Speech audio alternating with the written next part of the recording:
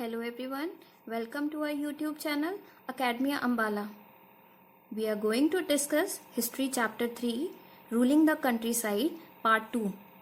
In Part 1, we have discussed the different types of systems of revenue collection used by the British, and at the last we were discussing about the problems of Ryotwari system.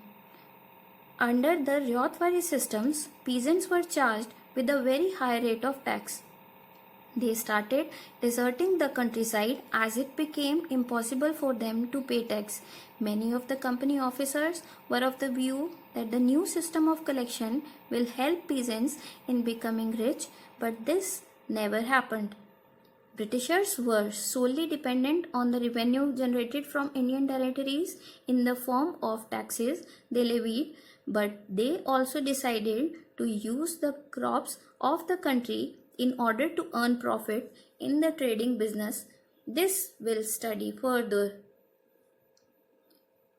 In this module, we are going to discuss about the crops for Europe. By the late 18th century, Britishers tried to expand the cultivation of opium and indigo in various parts of India. They also forced the cultivators to grow various other crops such as jute, tea, sugarcane, wheat, cotton, and rice. So basically, the more emphasis was laid on cultivation of indigo. But why was it so important to cultivate indigo?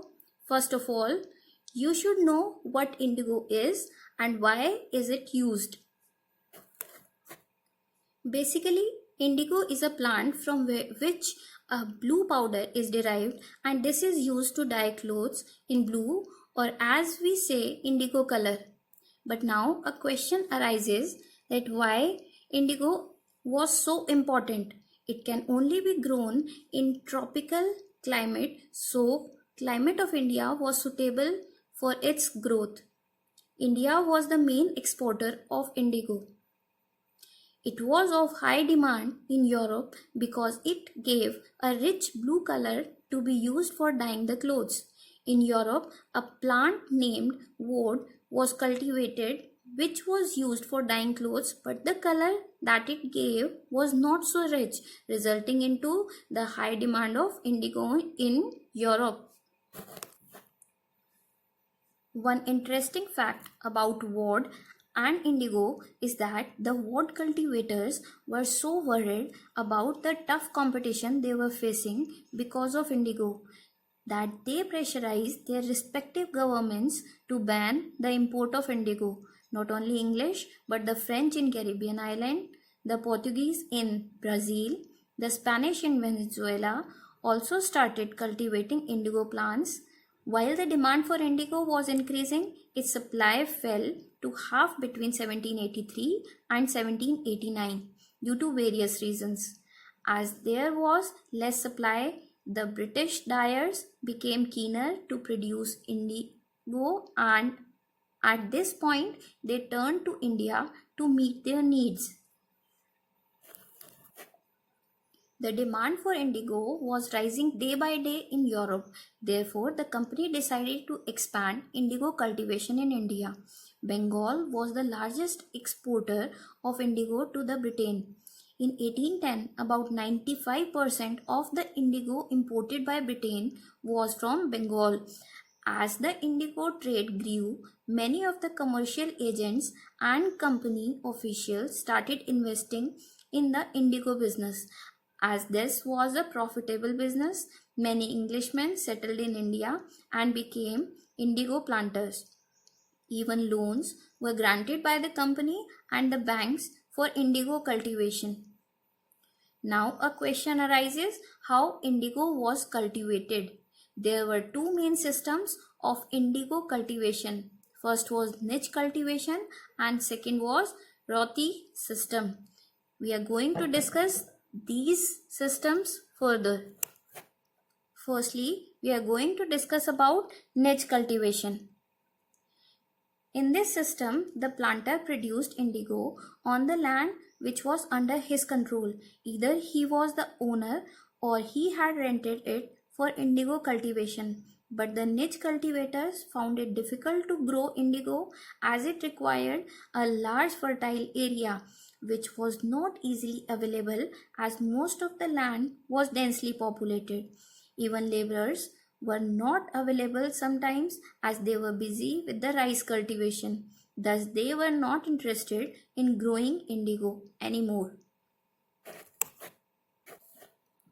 Now let's discuss the second system, royalty system. Under the royalty system, indigo cultivation was done by royals. The planters made the royals to sign a contract or an agreement. Sometimes they pressurized the village headman to sign the contract on behalf of the royals.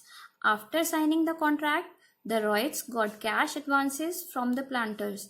But after taking the loan, the Royat was committed to grow indigo on at least 25% of his land holding. Seeds and drills were provided by the planter.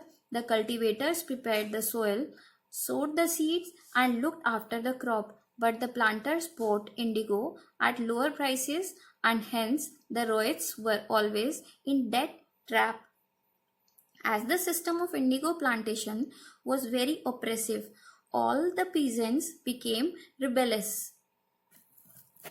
Here you can see a picture of British indigo factory in India. Here is the another picture of an indigo factory in India. Now we are going to discuss about the Blue Rebellion. In March 1859, a rebellion broke in Bengal. Many of the Royals refused to pay rents to the planters. Not only this, they attacked indigo factories. At some places, the village headmen who were forced to enter into a contract by the planters also supported this rebellion. Peasants at some places thought that they would get support from the Britishers, but it was not so as the Britishers became cautious after the revolt of 1857. So they brought military for safeguarding planters in the indigo districts. Queen Victoria ordered magistrate of Barasat, Ashley Eden, to issue a notice stating that Royals would not be forced to enter into indigo contracts. An indigo commission was set up to look into the matter. The commission came up with the following conclusions. Planters were found guilty.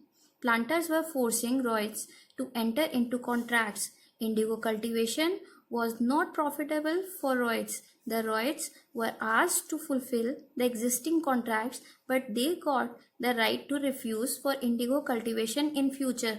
After the revolt, as production of indigo came to an end in Bengal, planters shifted to Bihar.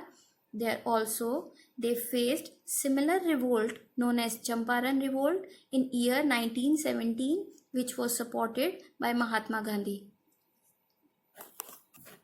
So children, let's revise what we have discussed in this topic. We have discussed about the sources of revenue for the company, system of revenue generation, like permanent settlement, Mahalwari system, Rayatwari system, indigo cultivation in India, why and how indigo was cultivated under niche cultivation and Rayati cultivation. About Blue Rebellion we have discussed. I hope this video will help you in understanding the topic ruling the countryside. Thank you children. All the best.